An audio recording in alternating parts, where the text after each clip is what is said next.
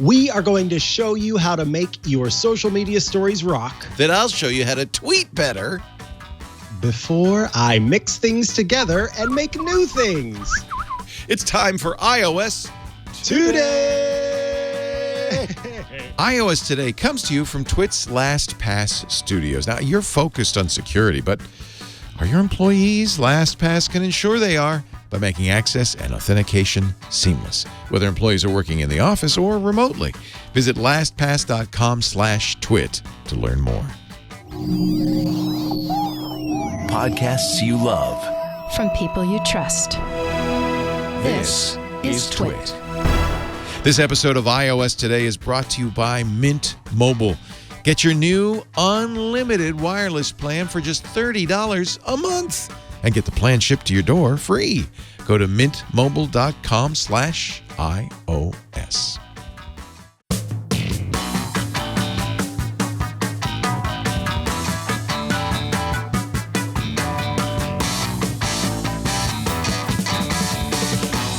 Hello there, everybody. I'm Leo Laporte. And I'm Mikah Sargent. And this is iOS Today. We're a little giddy because, as you know, we are doing this right before Christmas Day for geeks. Christmas 2020. Actually, it's a double Apple Christmas because it's It an Apple is, event isn't it? and it's Prime Day. Oh boy, don't get me started. Don't get me started. I mean, what can you even buy with on Prime Day? You can get some like plastic bananas and oranges and apples. But they're cheap. Yeah, it's like 75 cents. You get a whole bucket of them. What else they got there? I don't know. A doll and a gift card together. I don't want to miss it, though. You know, I don't want to like miss, like, if there's something really good, I don't want to miss it. So I did some early browsing. I was up this morning at 4 for some reason and then went back to sleep for a little bit. But while I was up, I hopped on just to see what was available thus far. Yeah. And of course, Amazon has a lot of stuff that's available. And then also there are some deals on, so one of my dogs is like actually a purebred Chihuahua, but the other one is Chihuahua, and don't you laugh about being purebred Chihuahuas. But the other one is Chihuahua and Rat Terrier for sure, but might also be some other things. And they have sales right now on those doggy DNA kits. So I've been thinking about getting one of those just to see what else Mizzy has in her. Aren't you afraid that Henri will discriminate against Mizzy if you find that she's not purebred? I mean, knowing what I know about French people, could be, but no, I'm kidding. Hey, here's something for you. Kids Against Maturity. It's $20 off right now. Is that a book? What is that? I guess it's a card game. Oh, I see. Like Cards Against Humanity. Yeah. Kids Against Maturity. You get it? Yeah. Oh, a window garden. Yeah, I see that. 9 herbs. All yours. All the 9 herbs you could ever want. That's parsley. 9 really tiny herbs. Probably oregano. Yeah. You know what's sad is that given our times, it's no surprise that one of the top deals is one on KN95 masks. Oh, Lord. Any other year, that wouldn't really be a thing, would it? You get dill, basil, chives, thyme, parsley, oregano, cilantro, sage, and everybody's favorite, mustard. See, Mustard's not a herb. I know. I love mustard. It's not a love herb. mustard. It's not a herb. Mustard seed is amazing, but it's a seed.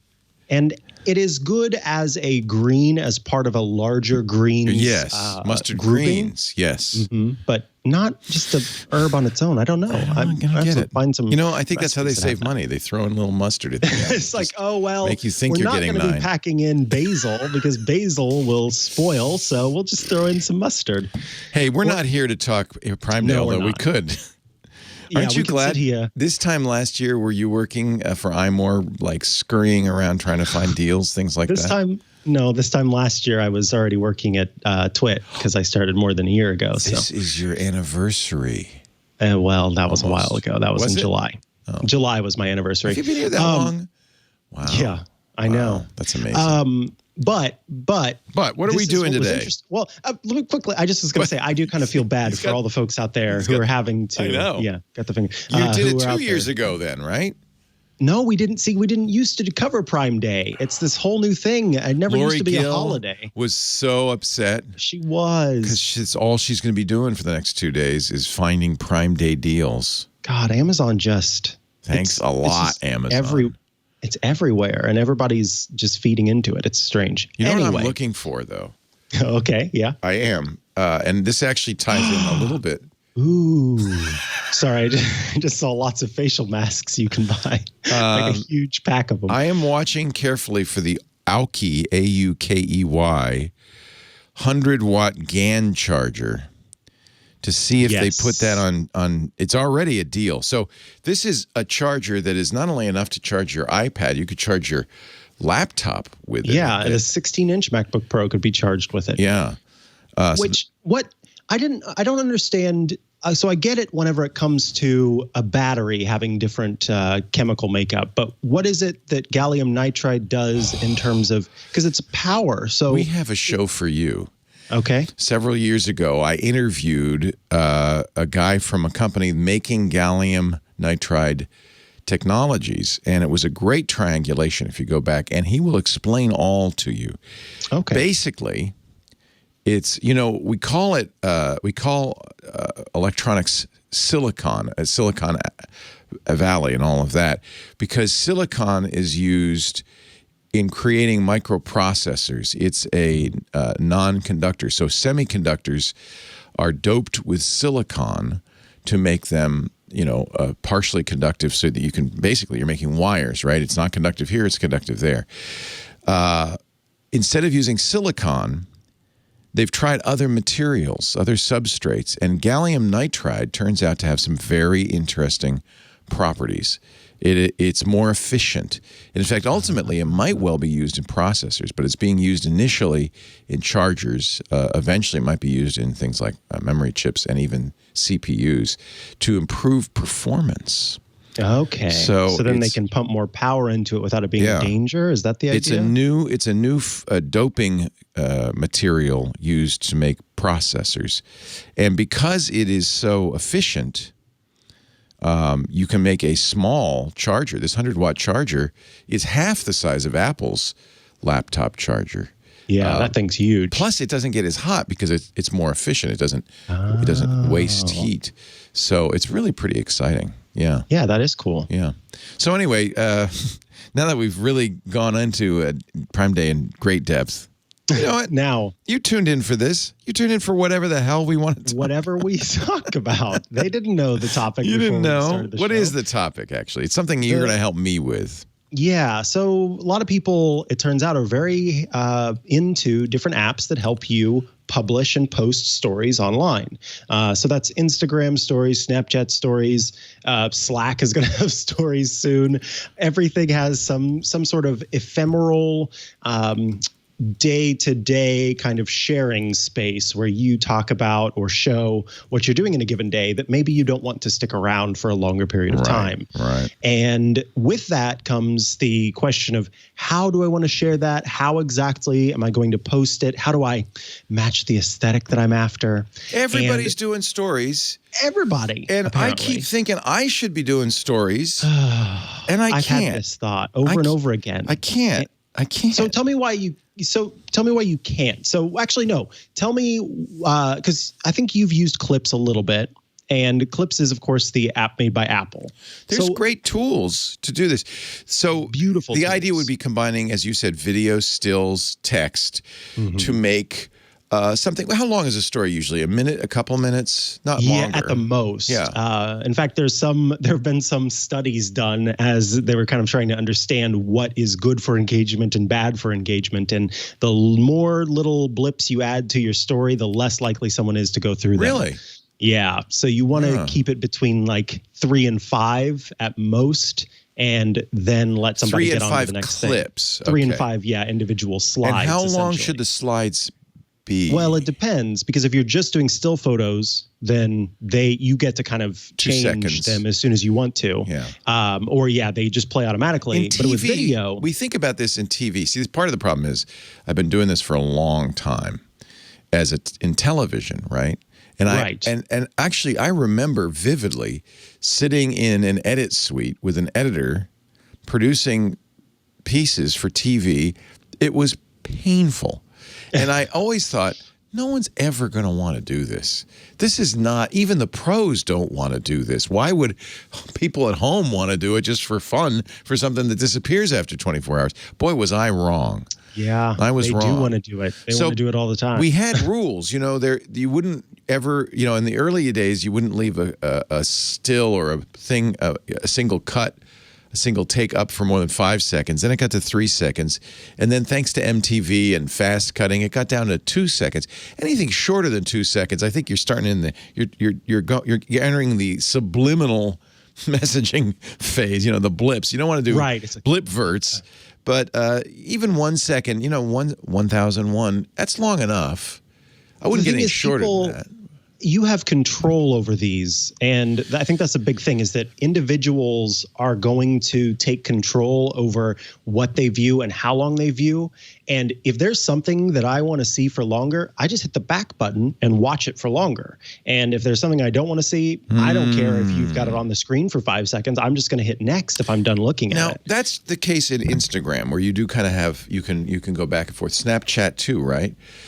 In stories, yes. In individual messages, they disappear and then they're gone. But aren't there also platforms like LinkedIn, as you mentioned, LinkedIn and Slack now have stories.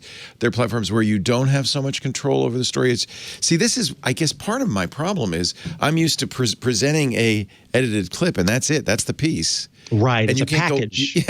A package is what we call it. You can't go back and forth. But this, is it the case that that's part of the aesthetic of a story, is that you can go back and forth and the user can stop it?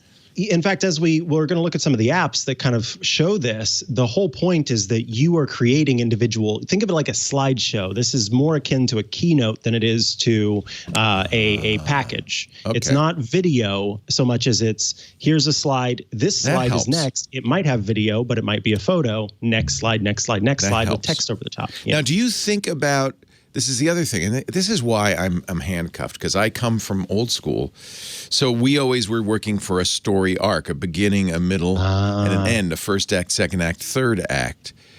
I guess you probably don't worry about that so much in stories. I would say that would be a failing, but it's also my failing, because we kind of talked about this, I think, a little bit yesterday. I'm also not a person who posts a lot to stories, because I don't think anybody cares that I'm having a cup of coffee and sitting at my computer day in and day out. That's not interesting to me. Our lives are not that interesting these days. Right. Yeah. And so I don't do stories a whole lot, but I will sometimes when I'm, for example, I did one when I was making a key lime pie. And in there's that a one, story there with was a beginning, middle, and an end. Exactly. Yeah. And so that's how I thought about it. So when I start to think about these things, I realize just how involved it is. And then it makes me not want to do it, because if I'm going to do it, I want to do it right. Yeah. And so that's what I think with these. I think you just have to be okay with being imperfect. Let go of be okay. Let go of that control, because really you don't have a lot of control over it anyway. Yeah. Okay. Thank you. That helps. There are lots of tools. You mentioned Apple's Clips. We probably should start with Apple's Clips. This was their attempt. And by the way, it's kind of funny because they announced Clips with great fanfare. Mm-hmm. Then they kind of forgot about it. And then somebody said, hey, what about Clips? And they came back and said, hey, what about Clips? So Clips is a funny story. It's also, given that it's Apple, slightly annoying that it only works in portrait mode. But I guess it's really not intended for an iPad, even though it is an iPad app. It's really intended for an iPhone, right? Yeah. Do you make stories with an iPad? Is that kind of the wrong thing to do? I would say so, because you have to think about where people are watching your story, and most of the time it's going to be from a mobile device. Yeah. Vertical video. And vertical, yeah, exactly. And I don't know, I find Clips to be one of the most perplexing apps, not just from Apple, but just in existence. It's supposed to be simple. Yeah, it is. And they took simplicity and they just did that there's such thing, I think, is too simple. And so it gets to a point where I just don't understand how the dadgum thing works. See, again, I think that's a disadvantage you and I have, because we've worked professionally in video. And so we have preconceived notions. You can see how it's completely flummoxed me about, say, what an editor should look like. Right. Do you think Clips is easier to use for people who don't have any preconceived notions? Maybe, but I've also had people ask me for help with clips, and I struggled to help them. I eventually got there, but it's just, I think that Apple kind of looked at other video creation services and tried to make an app that could do that and do it the Apple-y way. They kind of missed the boat. And I think they missed the boat, the mark, the plane, the ship, the train, and the automobile. It's all left. It's all the boat is gone. Should we show it anyway, just to? I think so, simply because Apple does continue to update it with new stuff, and I know there are some people out there who have figured it out and who do use it. And one of the things about clips that I do like is the built-in transcription feature. That is one really thing a lot of other apps don't have. Yeah. That means you don't have to write your own captions, because it just takes what you're saying and not only is that accessible, which is incredibly important, but also many of the people who are looking at your stuff are looking at it most of the time without audio of some sort. And so they're scrolling through, they just see it, they don't listen to it. So you kind of want to have text on screen so that they can hear by reading what's going on. So I'm, this is so hard for you to see because it's so big. I wonder if AirPlay would. I've been trying to AirPlay, but our AirPlay is really slow right now. You see, it's barely. Let me switch to it. It's stuck. Oh yeah, it's stuck a little bit. It's moving, but it's very, very slow. So all right. So if I start recording now, it will automatically transcribe what I say, or do I have to turn something on? That's one of the features inside. And in fact, it's been so long since I've used clips. Let me see if I can find it while you're kind of doing it. I am now redo. Boy, that was a still. Boy, I really do want to redo that. Ugh. All right. let's there it is. So to the library. All right. Yeah, go ahead. To the left of that record button, yes, there is a little caption bubble. Yeah. And that caption bubble is what's called live titles. Oh, look at that. You can choose which different live titles. So before you do it, you have to say where it is. I'm gonna put it right. Let's do it right here. Okay, look at that. It's big and it's so slow. Yeah, then as you record, it should be trying to do transcriptions. Let me start recording. Okay. Oh, that's not a video. You have to hold down on the record button the whole time. I feel like oh my God, what a doofus I feel like. Okay, here we go. Sometimes I like to, it's not, hold to, no. I think it's just the AirPlay is not working. Yeah, that makes it difficult for you to see. It's not holding it. It's not. You have to, maybe I have to do video. Is there a video setting? There's also star filters and other things here. I can add, show my screen. Yeah, show your screen. Mine is for some reason not delayed. Working. So let me see. I am currently using clips with live titles, wait, I don't have to say comma. So now I'm going to hit play. It's like two old men trying to figure out how the youngs do this. We're not so good at it, are we? We're not. And you're not even, you have no excuse because you're a kid and you still don't. Oh, I don't understand. Do you think it's people under 25 that are good at this? I think it's clips, Leo. I don't think this is our fault. It's clips' fault. You know what? Let's do something else. Forget clips. We have other good choices in the world. Although, again, clips is one of the few that does that live transcribe. So, by the way, this is another tip I've been told. You don't have to use just one program. Exactly. Let it be part of your workflow, as it were. Yeah. If you can figure out clips, let clips be part of the workflow. So you could do that live transcribe as a single clip, save it to your camera roll, and then do other stuff and incorporate into a story somewhere else. Mm-hmm. Share it out however you need to whatever app you need to. You can trim in the app, you can split clips, and then as you said, there are different effects that you can add. The one thing that I do think Clips does well is the ability to add music that is smart about the beginning and ending. Oh. And so it will match music to the duration and make it so that it kind of starts and ends and sounds like it was supposed to start and end on those marks. Now, fancy people like our editor, Kevin, which is, by the way, the generic name for whoever happens to be editing it this week. Happy birthday, Kevin. Are able to, Kevin's laughing at us right now, probably, but are able to have the transitions in their story hit like the beats of the music. Like I see like Casey Neistat, who is my video editing hero on YouTube. He does stuff like that. Yeah. I agree with you. I don't know what else to say. No, yeah, I hard to do. No, I agree. It's really well done. And that's why I really like, and you dropped this in this morning, Quik. Quik is an app that's made by GoPro. Well, no, let me try that again. Quik was an app that existed independently of GoPro. It was purchased by GoPro later, and GoPro wrapped it into its video stuff because of how good it is. Anytime I have someone ask me, I want to make a video slideshow, I want to make, something for somebody that involves photos and videos that I have in my camera roll, what app should I use to do that? Right. Quik is always the app that I suggest because it does that beat matching thing. It figures out the proper kind of visual styles that you want. It makes editing very simple, and it comes out with a beautiful video in the end. My sister's, well, I guess my brother-in-law created a video for their anniversary. My sister used it to create the birth announcement video for my niece, her daughter.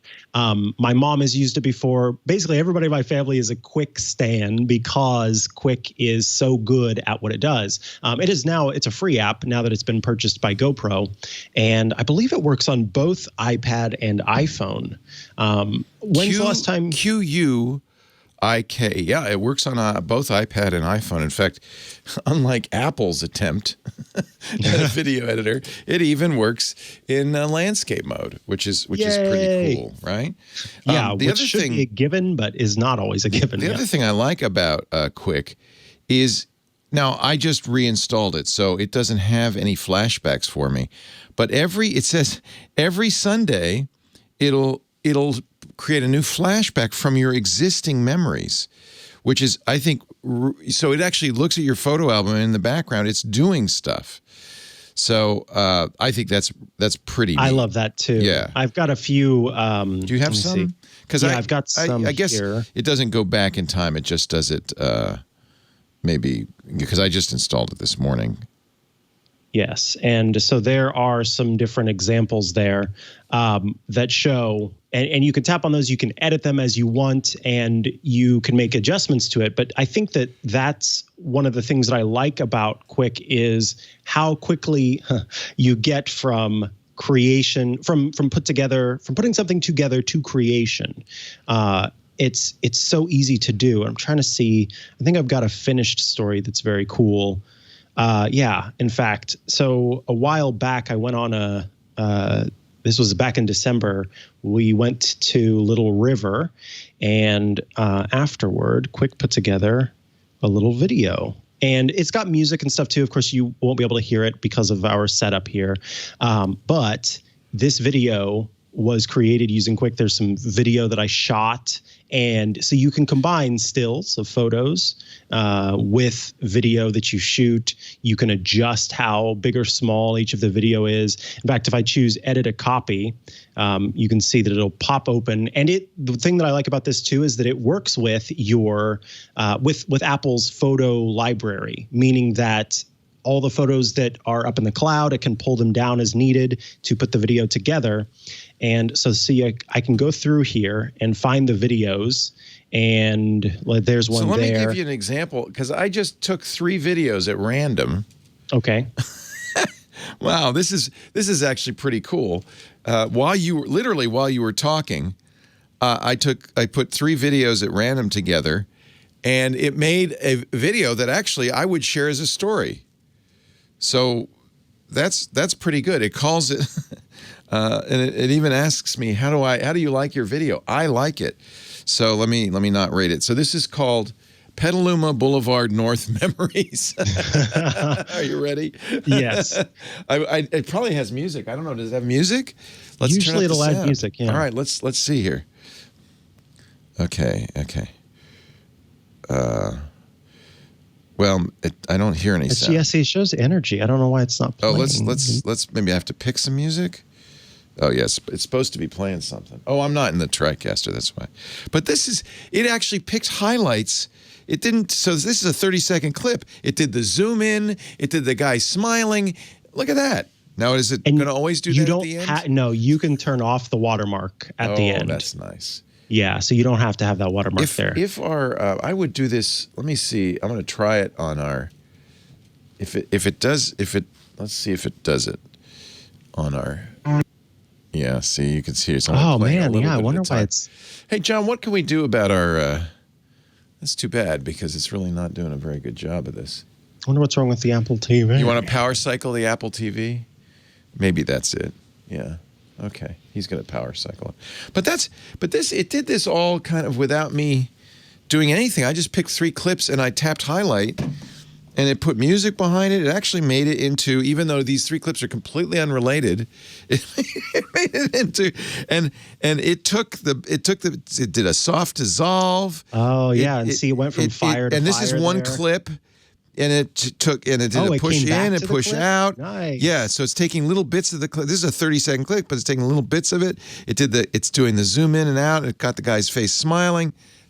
You know what? That was automatic. Maybe I can make stories. You can. I can. You can do it, Leo. Thanks to you, Micah. So that's really interesting. So it's kind of automated, huh? It's very automated. And like you said, too, those memories that it pops up, you end up finding, oh, my goodness, look at all this delightful stuff that I have in my photo library that I had forgotten about. And you can share those, and it just puts a smile on everybody's face. At least that's been my experience. Apple does this with photos, of course. And so if you have photos and videos in there, it will do that as well. And I periodically get, visits to New York from Apple Photos, and it'll be a bunch of different times we visited New York mixed together. And they're not as good, to be honest. It doesn't do the smash cut and the zoom in and zoom out and all the little tricks that we've learned from modern television production. But the video memories are there, and there's a little music behind it, and it's not bad. So that's a start. Yeah, okay. I check in with Apple Photos once in a while. Google Photos does this as well to see what highlights, what memories it's come up with.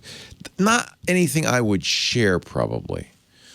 What makes something a story versus just a little slide? I share it with Lisa, but not publicly. What makes a story a story?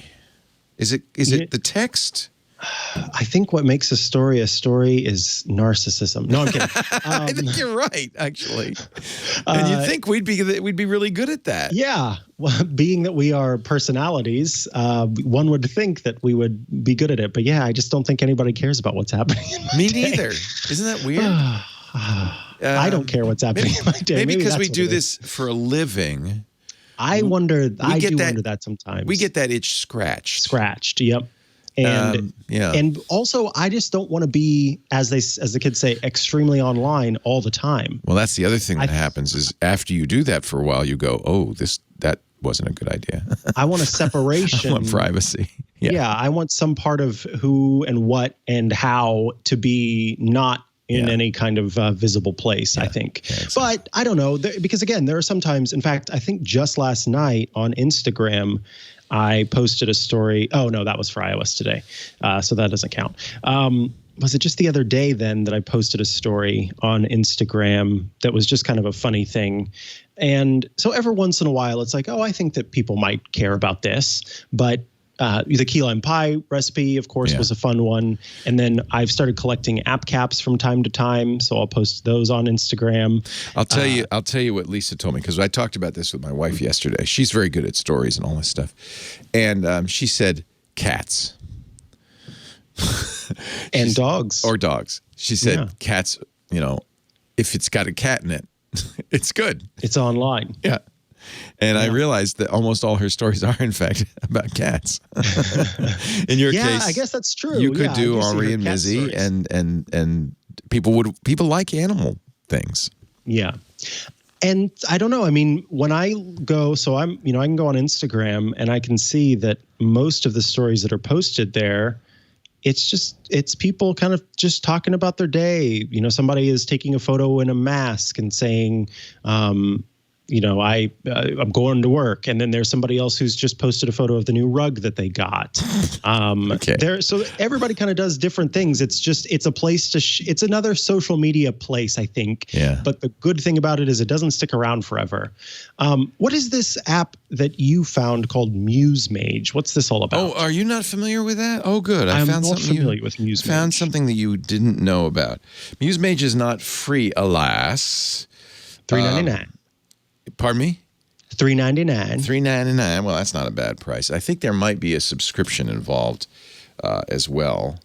Let me see here. And unfortunately, it's also, that vertical. Not great on iPad. The idea, I think it's an attempt, as you often see, to do what we were just talking about, which is to take existing clips.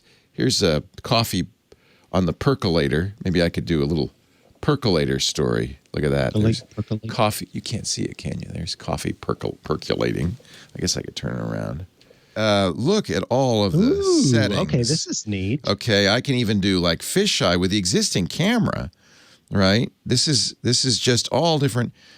Flip left to right. See that? Would you like that one? Look at that one. See? Whoa! Hey, it's Leo.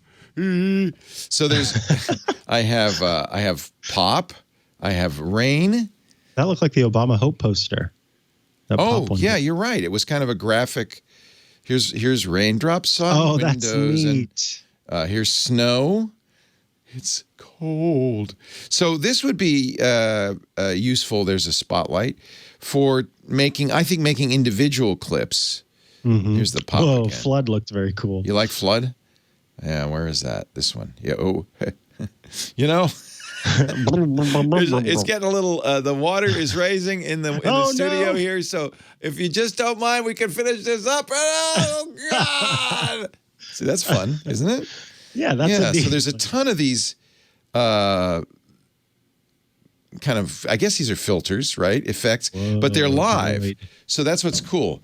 And so you can shoot video with the effect on it. This is vampire, and this is werewolf. We can also change. You can double up. So I have also other filters that I can add. That's probably not a good combination. Let's see.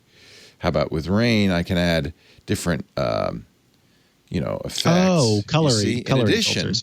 And then I can film. So if this is a tool for allowing you to do these filters in with stills and in motion. That's it. Neat. Also has stop motion. It has time lapse. It has magic color, and it has.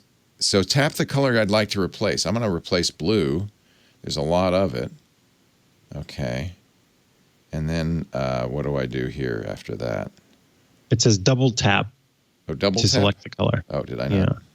Oh, now it's a green screen. See that? Oh, and so I see. I can replace that with anything I want. So there's a lot. This is a very... yeah, I'm impressed. Yeah. Yeah, Muse Mage for $3.99 is not expensive. Oh, look at that beauty filter. By the way, we don't call them beauty filters anymore, do we? But I don't know. I just think it's good to have all these. You see, I have a lot of tools, and we're not even going to mention things like Luma Fusion and Premiere Rush, which is a great tool. But I do have to show you one tool from Filmic. You know about Filmic Pro, right? Of course. Yeah, and they have, and I was so excited when they announced that they were going to do this. They were going to do this. You could use multiple cameras in Filmic Pro at once. And I went out and I bought Filmic Pro just because of that. Mm-hmm. And then they said, oh, no, never mind. We're going to put it in a separate app called DoubleTake. Yeah. Which is available for free, which is nice, but also was annoying. I paid for the program, so I'm kind of a miffed. But anyway, this allows you to use multiple cameras in a single video. Now, you can choose the cameras. You can even... so let's see. I'll have the ultra wide and a selfie. How about that? Yeah, let's do that. Confirm. And then you can make this. You can change this too. You can move things around. So I think this is kind of a limited use. But if you were, this is probably the wrong way to do it. By the way, I should probably have it be. This is be. Yeah, there we go. So the ultra wide is the main shot, and then I'm in it, but I'm not, And then so you could narrate, Mizzy and Henri doing something, and you'd be in the shot. Yeah, and here's something that folks should understand is that before iOS 14, before the introduction of these newer cameras in the new iPhones, you could record a video that would have one big video using one camera and one small video that was using another camera and have that all be in one video. But what Filmic DoubleTake does is it actually records them separately as separate video tracks that are synced together. So you can choose to either layer one over the other or clip between the two. You can have it in your does edit. that independently. Exactly. So I think that this is pretty cool. We were all very excited. Now, they also implied that you'd be able to use more than 2 cameras, but it looks like even on the iPhone 11 Pro Max, I can't. Maybe that's something that will happen when I get more cameras. You can also choose 30 frames a second, 24. If you want that filmic, that film feeling, 24. So I think this is you could see I could choose whether I want a discrete picture-in-picture or split screen. And I think discrete is what you were talking about, where I could see both, but it's filming them as separate entities. So I think this is worth, again, not everything you'd need to do a story, but something that could be additive to your story. DoubleTake. Now, the one thing I would say with stories that means that maybe you would use DoubleTake in discrete mode only is you don't want to make the video or the picture or the content in your story too complex. Exactly. You want it simple so people can grasp it immediately, right? And so in a fact, picture-in-picture might be too much. I mostly suggest photos, honestly.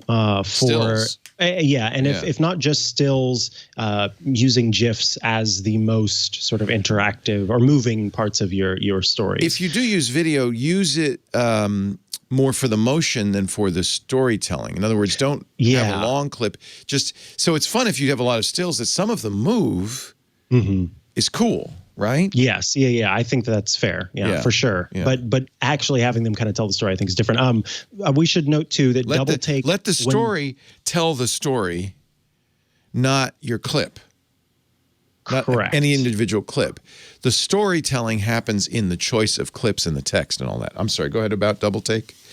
When you use it on the iPad, it also has a setting for the microphone, so you can have omnidirectional microphone, a bias for the selfie microphone, or dipole, meaning that they both get that's clever focus. I didn't get that on the iPhone, but you do get that on the iPad.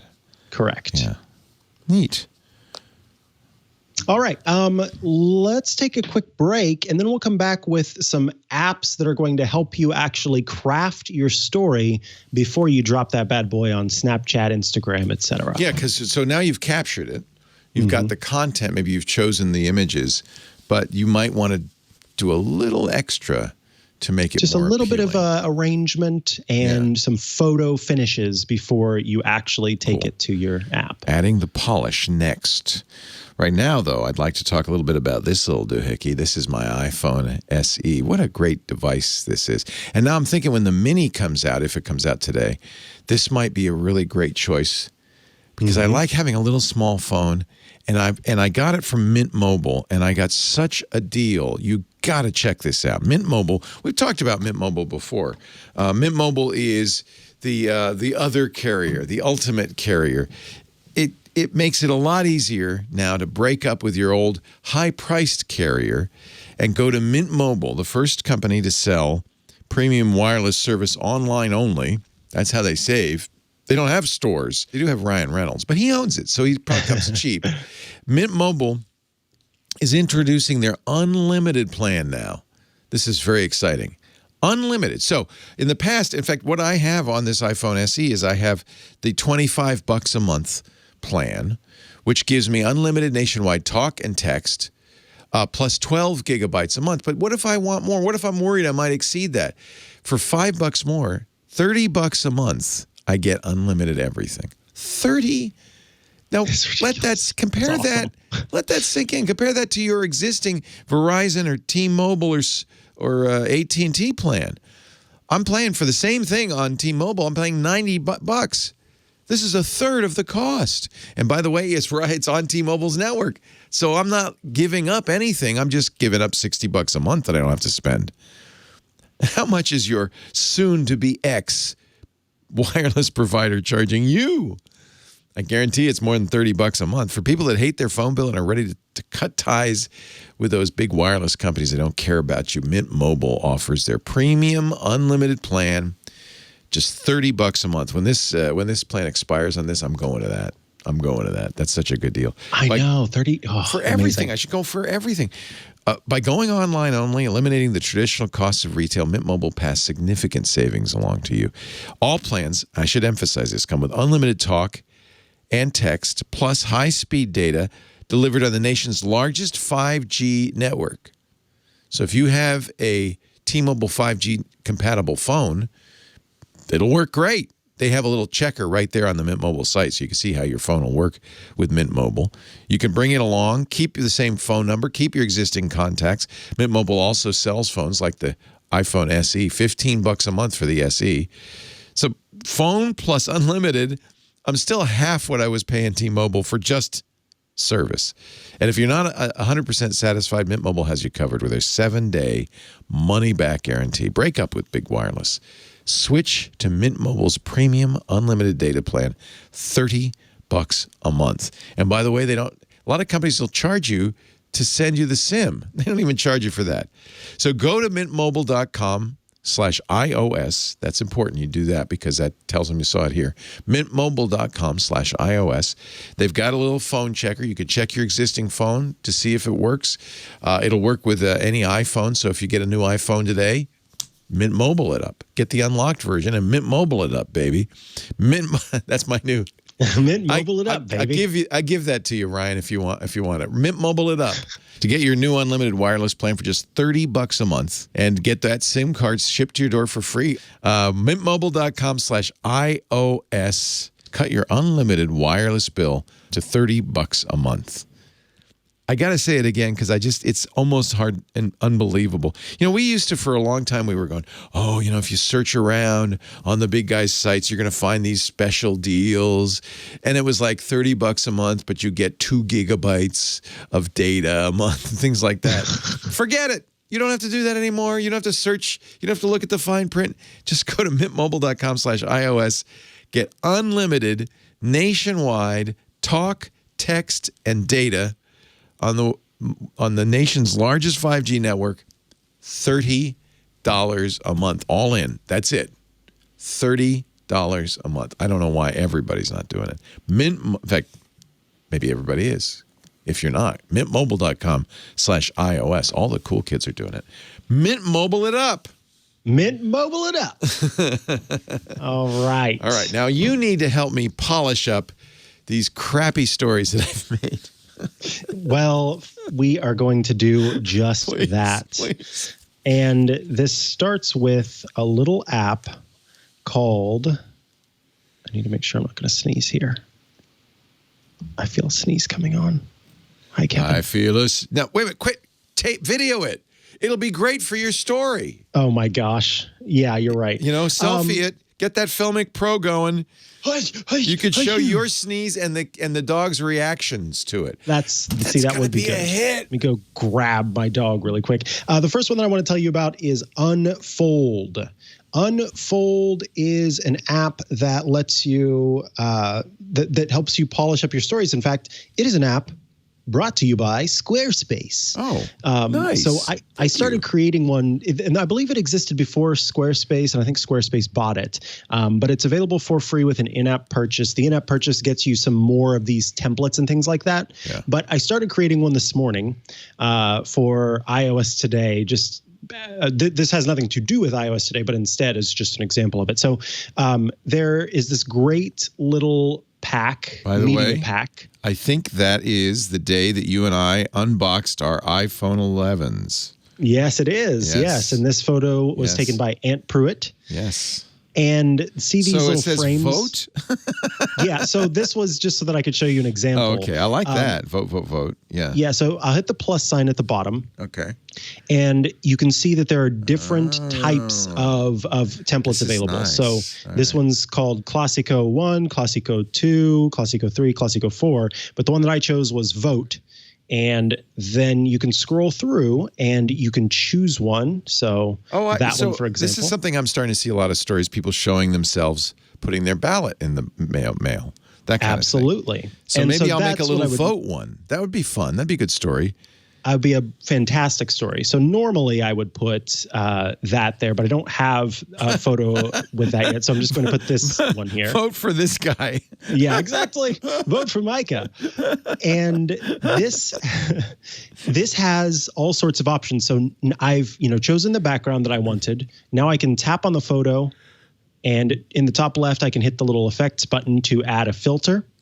I can add effects like Astro, VHS, glitch, and in a way, up this or is down part those of my I wanted problem. to. Is there's too many choices. There's a lot to do that you can do. Yes, different filters, and then you can apply them to all that are on this page or just this one. I'm not going to add any of the effects to this. And then see in the bottom left corner that little eyeball. Yeah. This is your friend. I tap that eyeball, and I can see what this would look like if I posted it on an Instagram. So this would be the first photo. I can tap to see what the next photo would look like. And tap to see what the third photo looks like. And so then in the top right corner, I would choose to save and look at the different ways that you can save this. You can save it at just this page to your device as a PDF, send it directly to Instagram, send it directly to Snapchat, send it directly to Facebook, or I can choose to save the story to my device or as a PDF, and it will export those individual pages that I can then go ahead over to Instagram, open it up, and start adding them. See, I get the feeling a lot of people on Instagram just use Instagram to make their stories. Not the influencers. No, they are using these kinds of apps because they are going for that branded look where everything has the similar aesthetic. They're using the same filter across them. But more everyday people that aren't kind of trying to, be branded all the time, I agree that they're just using Instagram. I can hit this plus button to create a news story, test, not teat, but test. And then I can once again kind of scroll through here, and you can see they've got a bunch of different options. The problem with this, of course, is that you do this and anyone else who has these apps also has these features, also has these. So they might filters. Recognize that you're using that you're using Unfold. And so I'm going to show you another one that's called Canva, Canva, and it is another option for doing this. Actually has some choices across Instagram. So you can see this works for both Instagram posts, but Instagram stories. You can just do an animated social media post in general. I'm going to choose social media up here and scroll down to kind of see what's available. And let's say that we want to do an Instagram story. So we'll tap on that and allow access to all photos. And then over here, look at all of these templates. Canva is a very popular service. And so it is, because of that, it's got the money to be making new templates all the time. So there are even some spooky ones specific to Halloween. I can see all of these and I can choose one. And then you can go in and make adjustments to the photo itself. So I would put my own photo there and add new pages. And so literally this is an entire workspace for crafting your story before you actually take it to Instagram and publish it there. Does it put a Squarespace brand on it or anything? No, the Unsplash one doesn't put the Squarespace brand. This both Canva and Unfold this is Canva. have. So this is now Canva. Okay. And Canva has a pro version that has access to more than just the basic templates that are available. Because I don't want anybody to know my secret. Right, your secret story-making tools. Yeah. Exactly. Yeah. But Leo, you touched on a very good point there, which is that a lot of the times you needn't go and make a or use one of these apps, and instead just use the stuff built in. Yeah. Use the stuff that's built in. So let's just do something here really quick.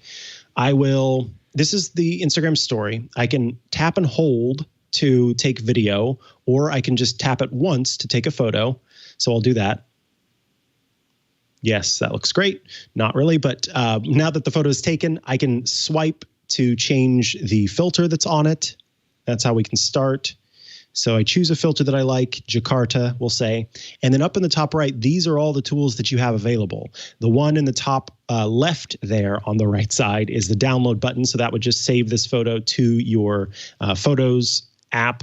The next one is the filter option. So you can choose between different filters. I don't know why none of them are working. That's because it's only for video, I believe. And then the next one is the stickers one. And this is the one that you're going to use a lot if you're doing stories. There's a location option, so you can share where you are. Like if I was at the beach for the day and I wanted to share that I was at the beach, I would pop that location in. I can do a mention. So here I would say @TWiT TV because I was doing this during TWiT.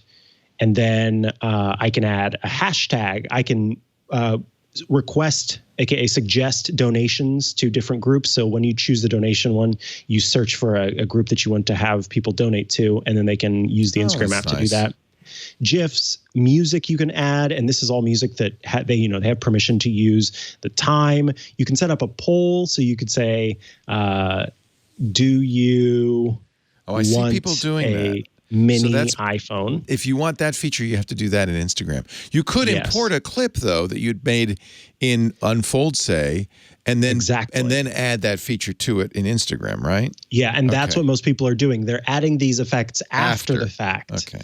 And so, that's where all of these effects are available. The quizzes, the countdowns, the suggestion to DM, the little slider that says, how pizza is this? In this case, it's how many hard eyes is this? And so these are the ways that you can add all those different things. Oh, apparently they have gift cards. I didn't know that.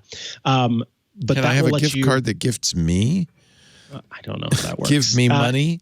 And then the sketching options. So this will be reminiscent for anyone who's used Snapchat. Many of those features are available. And then last but not least is there's a bunch of different text options. So you really don't have to use these third-party apps to create stories that are unique, that are different from everyone else's, because Instagram and Snapchat and the other ones give you a lot of tools that you can use. It's just if you are kind of going in with if you create an Instagram for your dog and your dog gets very popular and you realize that you kind of need to have a overall theme or something like that, those are where Unfold or Canva can come and help. Or if you're like me and you want to encourage people to vote, and so you want to have a little vote theme, then of course Unfold or Canva could help you with that. But you don't need those tools to create a good story. It's all about capturing the photos and videos that you want, right, and posting them that way. And you can even cross the streams and use Snapchat. They were so smart that they said, I don't know when they added this. Yeah, you can make it in Snapchat and then save it and do it on Instagram. And then post it to Instagram. Yeah, a lot of people do that. And then, Snapchat's filters are so distinctive that you immediately go, oh, they did that on Snapchat. I know where you got that. But it's a little ad for Snapchat in a subtle way, right? Absolutely. Yeah, because I think a lot, especially the camera filters on Snapchat are the best. Oh, yeah, the lenses. The lenses are the best 1000%. anywhere. Yeah. So those are the ones, I always want to use those. So, all right, before we wrap this up, I'm going to make a folder now on my iPhone that's called Stories and put the tools that I think would be good. I think I'm overwhelmed by too many choices. So maybe I'll start small. What should I be thinking in terms of creating a story? What is the process? Maybe I'm asking the wrong person. I don't know. Well, first of all, I think Ant Pruitt would be a good person to ask. He does stories all the time. Yeah, he loves stories. Do as I say and not as I do, which is to say, don't overthink it. I think that people who are following you care about you and care about what you're posting.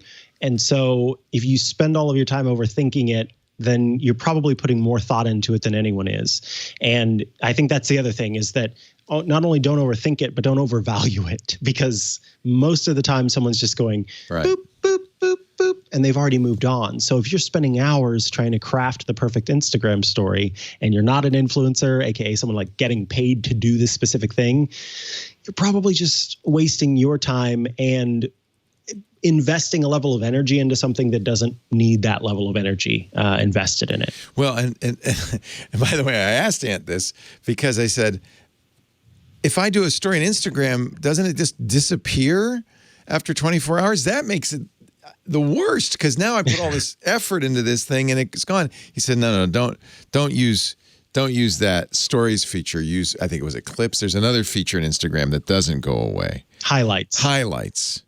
You can keep highlights forever. He's actually in the chat room. He says, and by the way, this is Ant Pruitt's words I'm quoting. People want to see real life or behind the scenes. They want to see what is unique to you. And I really don't like the FOMO thing that some people do, which is, isn't my life great? Aren't I beautiful? Here's my wonderful travel vacation. I see this at concerts. I used to when I go to concerts all the time. People doing selfies of themselves with the singer behind them at the concert to show they're there. Don't do that. Don't do that. Show your normal life. Show what it's like to be you. Show your unique point of view. And then if you're doing it on Instagram, put it and don't put it in stories. Put it in highlights. This is also Ant's tip, so that you can keep them forever. Because you put. I got a link. I got a link to share with you. Yes, sir. If you will pop this little video up for me, I shall. I'll just iMessage it to you. Is this yours? Is this something? No. Made? So this is live, and I just watched it, so there's nothing bad in here, I promise. Oh, who cares? Let's take a chance. No, let's play random videos on the show. Who cares? I watched it first. So Reginald on Twitter said, I made this with Quik. That was a recommendation from myself and Leo from TWiT. I love it. Thanks, guys. He already shared this video. Yeah, so he put together this little video of wildlife. All right, here we go. What's his name again? That was Reginald. Reginald's wildlife video, ladies and gentlemen. It says fun. There's a swan chasing a duck. The swan wants to kill the duck. The duck is running away as fast as its little orange feet can paddle. Then the chipmunk, the hedgehog, he's coming for you. Oh my God, he's a killer. Fortunately, he moves at 2 miles an hour. Watch as the wily hedgehog approaches the squirrel. The squirrel's got nuts. The hedgehog wants them.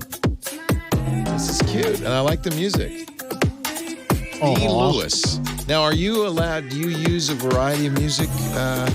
I think with Quik, it just does one. And for stories, you really don't want to use music. I mean, you won't use music that often because somebody's not going to be listening to it for 50 seconds. Each of those little clips is going to be a couple of seconds. Thank you for wildlife.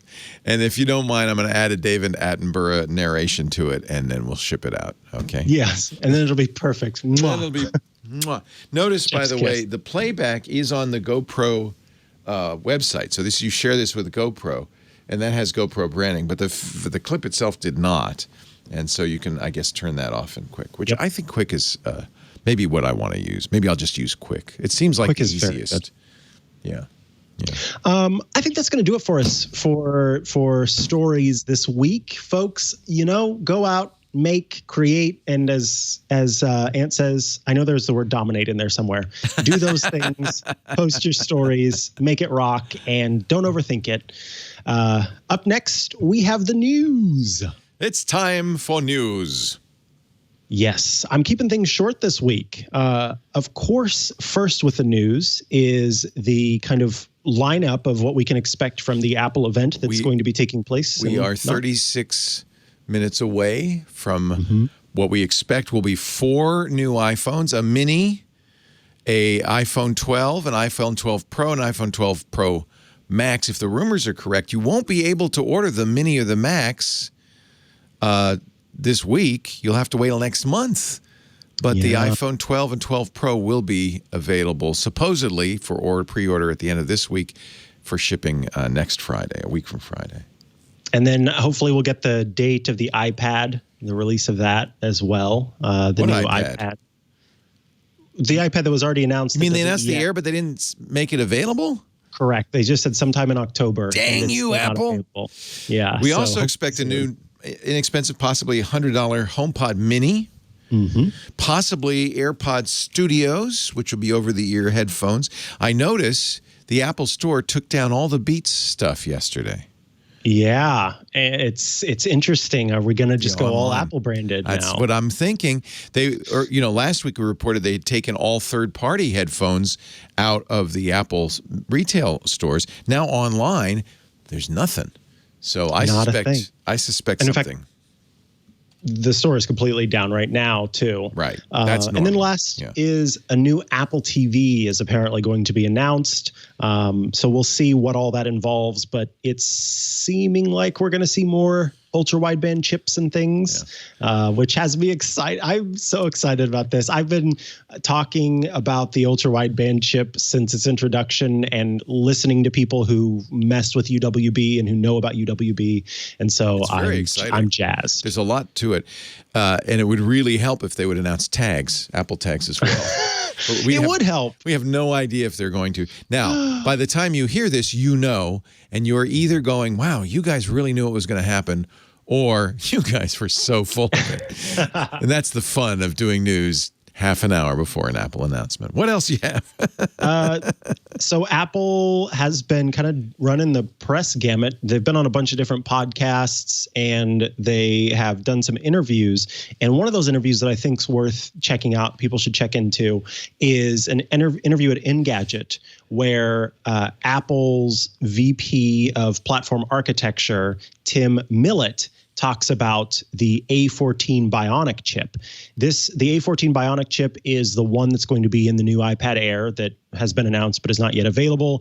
And it's likely that the A14 is going to be the chip that's in these new iPhones as well. And this just kind of goes into what all went into the design of it, what it is sort of being future-proofed for, and what all the company cares about when it comes to the neural engine that's baked in. So if you have any curiosity about kind of not just chip design, it doesn't get to the point where it's just super nerdy and that's it. It is also about kind of an insight into what it means, why you need to have this specific chip and what all it's going to provide. And so with Apple Silicon kind of being this huge point that we're all focusing on, I thought this was a really interesting article and a really interesting interview to kind of discuss what chip design is at Apple. Cool. Yeah, I'm very excited. As you know, I'm very excited about all of this. Yes. And then last... Oh, go ahead. I was just going to say, there's no point in saying it because you've already heard the announcement and you know that Apple did not announce new Macintoshes today. You know it. And then last but not least, folks... Unless they did, in which case... Go ahead. Oh, golly. If you updated your Apple Watch to watchOS 7, or if you got a new Apple Watch after Apple's recent Apple event, then you are running watchOS 7. And it's just a reminder to hit that little general software update button to make sure that you're running the latest version of Apple Watch. Now's the time. There have been some big battery problems. Folks have been noticing battery drain happening quite a bit. Really? And so, I've had great results. Me too. Mine has been great. Yeah. But apparently some folks have been having some really bad battery drain issues. So this update specifically addresses the issues with battery drain. So get those updated. Yes. All righty. Up next, we've got our feedback and our Appacappas. Appacappas. But first, feedback. Yes. Our first bit of questioning comes from Michael. Michael writes in, I have an iPhone 11 Pro with the latest version of iOS 14.0.1. Thursday morning, I woke up to find out that the home screen and other pages got mysteriously rearranged. The folders were gone, and the apps within those folders scattered across the various pages, with new pages created to cover the overflow of apps. There was no update on iOS 14 that I know of the night before. What happened? Michael, first of all, I'm so sorry. Yeah, that's the worst. I think that this is proof of gremlins, 100%, because I have Other than an app, an app update is the only thing that I could think of that could have pulled your apps out of their folders and scattered them across the entire. All his organization was gone. All the organization is nil, is gone. My suggestion to you is that if you recently updated to iOS 14.0.1, you probably did a backup of your phone before you updated to 14.0.1. So I would just suggest rolling back to that previous backup. That's the only way that I can think to undo the damage that's been done, assuming that you haven't done a whole lot on your phone between the time that you updated to 14.0.1 and now. Because otherwise, I overnight this happened to you. I would say somebody was, pranking you, but it happened in the middle of the night while your phone was locked, assumingly. It would be more work to make that happen, almost as much work to make that happen as is going to be for you to put everything back. That's true. So that's not a good prank. No. If we're easy. That's never happened to me. It's never happened to you. No. The one thing you could say, and this is a good reason to do regular backups, is it wasn't always the case, but now it is the case that Apple's backup of your phone or your iPad preserves your organization, your layout. So if you have a recent backup, the fastest, easiest way to do this would be to restore to that backup, and all of your organization will go back. Changes you've made since then will be gone. Any apps you downloaded, any new folder organizations will be gone. But at least you'll that's a quick way to get at least to square one of doing this. Remember the old days when you had to do this every time you got a new phone? And I would use iTunes to do it because it made it easier. It's a little easier on the computer to do it, but still you had to go into jiggle mode and drag things around and reorganize. And I used to do gave that up on that a long time Did ago. you? Yeah, you did. And a lot of people do what you do, which is have no organization at all and rely on the search method to find everything. But I like to keep things in folders. And so that was always a constant thorn in my side. So I sympathize with her. Yeah, I'm sorry, Michael. Yeah. Sal writes in, I'm having an issue with watchOS 7 that is driving me crazy. Maybe 702 will fix it.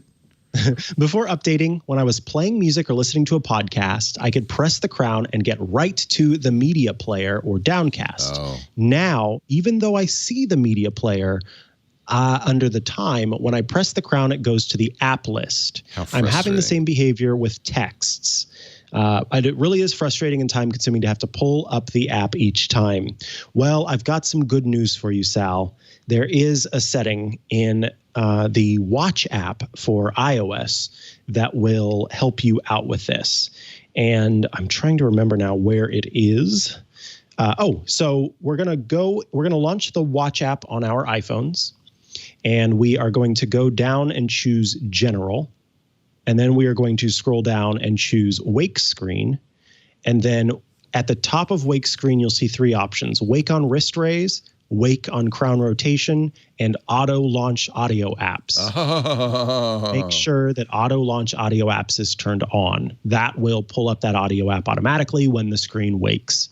I have that turned off because I find that annoying, but it sounds like that is a feature that you appreciated and wanted to use. So, Sal, that should fix your problem. So I didn't know that would have that effect. I thought that whenever I'm playing music on my iPhone in my car, the Apple Music app will be on the watch face so that I can easily press stop and so forth. But you're saying that also has the additional feature of it'll be when you press the crown, you'll be able to go home to that very quickly, even if you have a regular watch face up.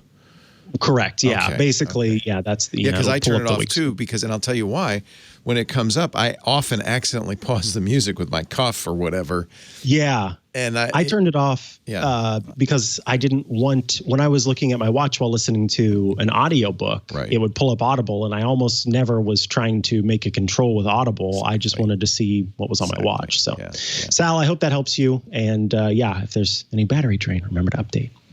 It's time for our app caps. Before we do that, I want to throw in one thing really quickly. It is Prime Day. We mentioned that, but it's not just Prime Day. I mean, the competitors are also doing, there's a Walmart Prime Day in effect. There's others. So I just wanted to mention that there is an app you can put on your phone that might help you with all of that, and that's Honey.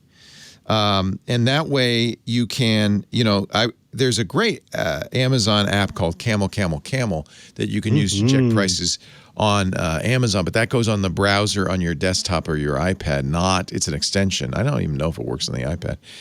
But Honey is an app, which is nice.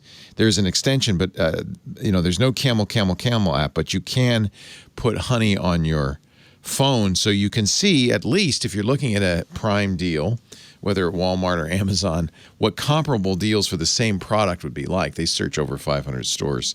And so that's another way to make sure. Because honestly, a lot of times on Prime Day, what looks like a deal is not a deal. Is not a deal. So they just tricked you. Yeah. So it's really, I think before you buy anything on any of these special deal days, and it's true on, Black Friday's coming up too, to check something like Honey or Camel, which is Amazon only, to make sure you're getting the best deal. Honey's actually the most useful because it checks all of the stores to see what the best price is. All right, moving on. App cap. Wait a minute, I got to get a hat on. You get yours. I'll get mine. Oh, I've got a spooky hat once we get closer to Halloween. It is not quite Halloween. Do you have a Halloween costume you're going to wear? Well, maybe I'll figure out a costume. I do have a hat that's perfect for Halloween, but it's just the hat part. I'm going to turn out the lights so you can see my spooky eyes. Nice. I have a costume which I am going to wear on Sunday on TWiT. It's a little early. Yeah. Because everybody else is going to be wearing a costume. Cory Doctorow and Amy Webb. So I purchased a costume which I will then wear on Halloween. It's silly to wear a costume at home on Halloween. Why don't these stay on? It feels like they should always be going instead of just. There we go. Bum, bum, nope. Bum. Oh, okay. Yeah, it's just a timed thing. Back on. I turned off the lights so that we could show off my hat. App cap. Why do we wear these? We wear these hats to honor our app picks of the week. Yes. These are the apps that we're loving right now. We're digging, and we want to share with all of you. Yes. I just found this app. It was actually, so I'm going to give a little tip before we start. If you launch the App Store on your phone, and in the top right, you tap on your face, and wait, is that where it is? I've got to remember where it is. Oh, that's where it is. Okay, never mind. Don't tap on your face. So launch the App Store and tap the search button in the bottom right corner. There is, underneath Discover, there's an option called Suggested. And these are apps that Apple suggests to you based on recent apps that you've downloaded and apps that you may have downloaded in the past. Unfortunately, mine is mostly inaccurate in terms of suggesting apps that I actually will care about because of all of the apps that I download for iOS today, but occasionally it will get something right. And it recently got something right with the app called Little Alchemy. So actually it's Little Alchemy 2. And I know that this app is probably going to be one of the most boring apps for Leo, but I really like it. All you do is you mix things together to get new things. And you start out with very few items. The basic elements, water, earth, air, fire. And as you mix things together, it creates new things. I can see you've been using this app a lot. You've got a lot of things. All of the stuff that I have over here. And some of it's really funny. So, for example, when you mix a hill with the animal element, then it makes a goat. But if you mix the hill with the farm element, it makes a cow. Oh, that's cute. I think if you mix death with the concept of good, then you get an angel. I can't remember how I got an alien, but there are all these different ones over in the side of, I just figured out how to get the bee. That one took a while.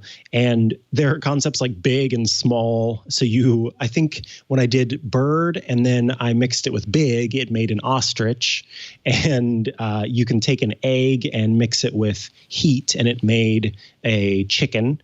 And so there are all of these different things. I've got carbon dioxide. I've got the concept of science now. I've got something called a cosmic But then can you egg. mix science with a goat and get something? Like well, no. So there are only certain things that are actually real. So if you try, let's say, for example, I take this bee and I try to mix it with Cupid, it makes a sound like and you can't be able to mix bee with Cupid and make an insect that stings you so you fall in love. That seems completely sensible. So here you can see that there aren't really any things available with ones that I have. It constrains you. Yes. So you're not exactly a god. You're more like a demigod here. See, there are 830 possible things that you can discover. What happens if you discover them all? Well, then you win a beat prize? the game, essentially. Do you get a B-goat? I don't know exactly what happens whenever you've beaten it because I haven't yet, but 254 items I've discovered out of 830 that are available, and it's got your stats. So you've done a lot. You've been playing this game for a while. Yeah, and it's so fun to me, even though it's so stupid. I'm literally just taking my finger and dragging it and taking my finger. But it's funny sometimes. It's satisfying when it works. Yeah, because I'll sometimes mix something and then they'll give me an answer and I'm like, oh, that was clever. So it's just clear that they have good writers for this game as well. And you can get little hints as you're playing to try and figure out new things.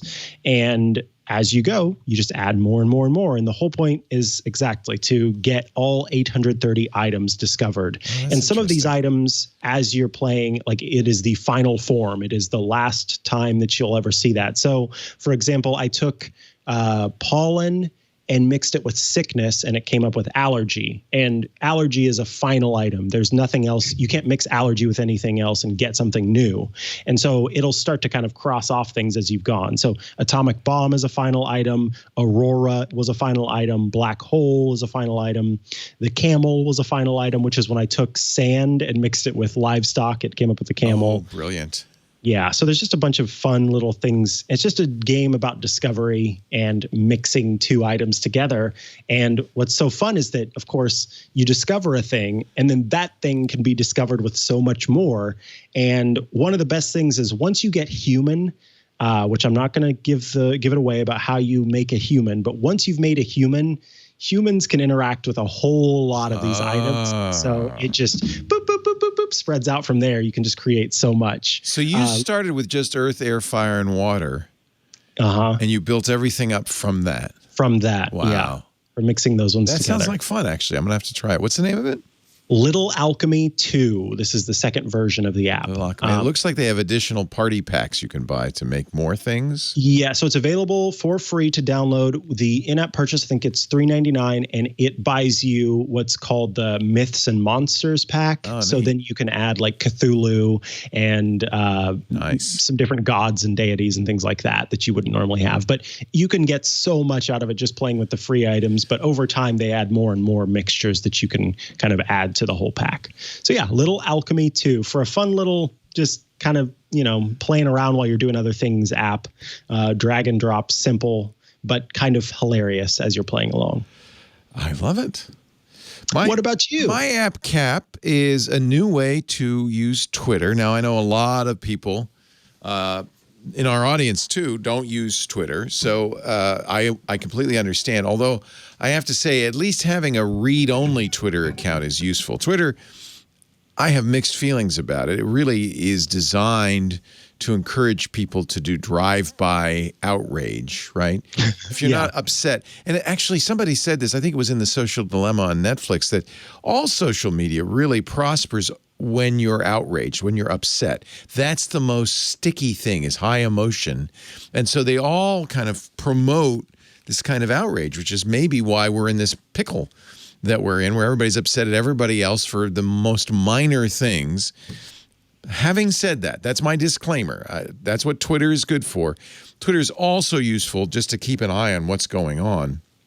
And as news breaks very quickly, of course, you can use Apple News and follow the news. But Twitter is the place I go if I hear something just happened, or sad celebrity just passed away, or the first place I go is if there was an earthquake is Twitter, because it's kind of like the heartbeat of the geek community. Now, the Twitter app, Twitter wants you to use their own app, but it's not the best Twitter app, not even close to the best Twitter app out there.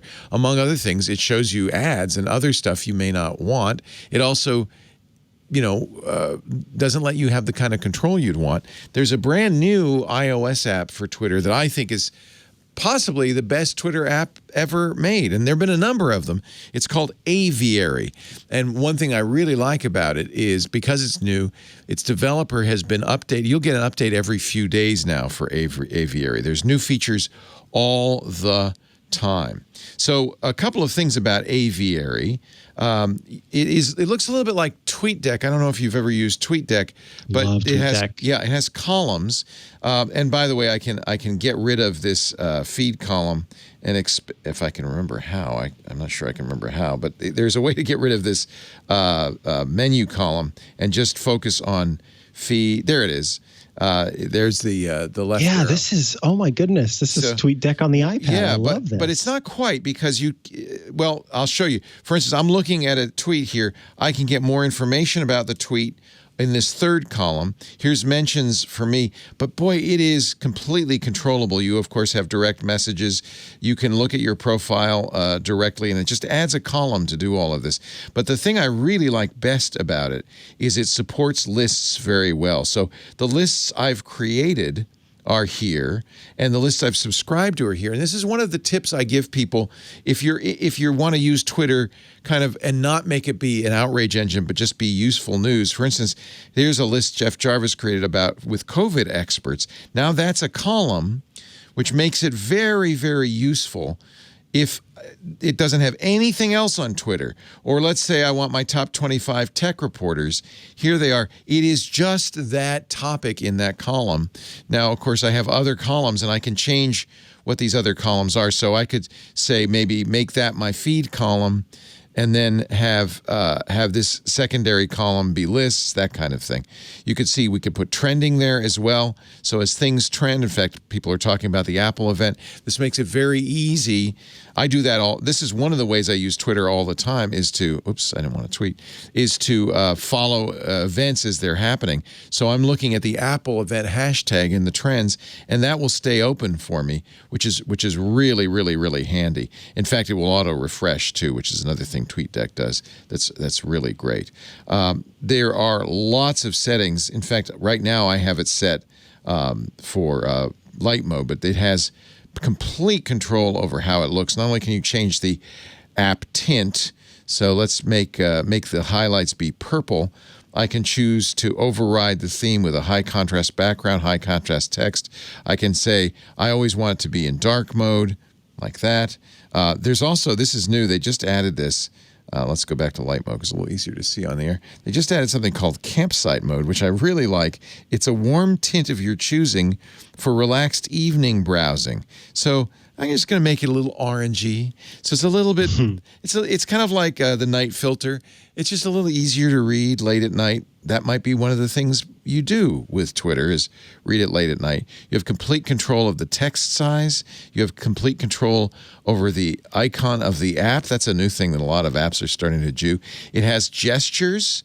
In fact, you can double tap a pencil and have it do a variety of things, including... Oh, that's neat. Isn't that nice? So if I want to screenshot, which is probably the most common thing I would do, double tapping the pencil is going to screenshot a tweet, which means I can then use it for other things, share it, and that kind of thing. It has... I mean, I can go on and on. Siri shortcut support, which is really nice. This guy has done a really nice job making, I think, probably the best...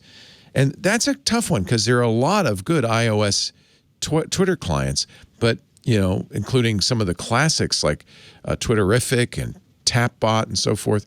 But I have to say, I think this guy has come up with something really special. And it's that column, frankly, that to me makes this the most useful. I really love having a column available. You also have, this is kind of weird, but sentiment analysis. This tweet is very negative. Also, this tweet's replies are negative. Oh, that's interesting. Yeah, I don't know how useful that is. Right. Maybe something that, if you say, boy, something feels wrong about that and you want a little if you could do sentiment analysis on an account, that would be kind of nice. Because then I could say, this is somebody who's always negative. It's a negative guy here. Yeah. Really, I think really nicely done. So, once again, this is called Aviary, kind of a nice name for something that's a Twitter client. It's got a little bird on the front. Highly recommend. I can't remember what the price was. You probably have that in your notes. Yeah, it's $3.99. Not bad. That's kind of the stock price now for apps. I would say well worth it. It's less than a lot of the other custom Twitter apps. Better than Twitter's own app. And the guy is in very active development right now, which means he's responsive to your complaints or suggestions, and he's been really improving it every single time. That campsite mode is brand new, and I really like it.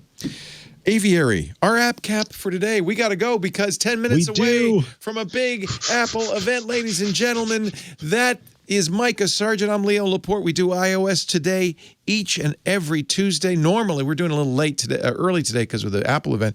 Normally 9 a.m. Pacific, noon Eastern Time, 1600 UTC. Watch us do it live at twit.tv/live, or listen if you want. If you're in the live feed, go in the chat room. Those are great people watching at the same time, irc.twit.tv. We watch it too, so it's a good place to stick suggestions or corrections. We often need to be corrected, and that's the place to do it. Or if you're Aunt Pruitt, good place to go to give us your tips, irc.twit.tv.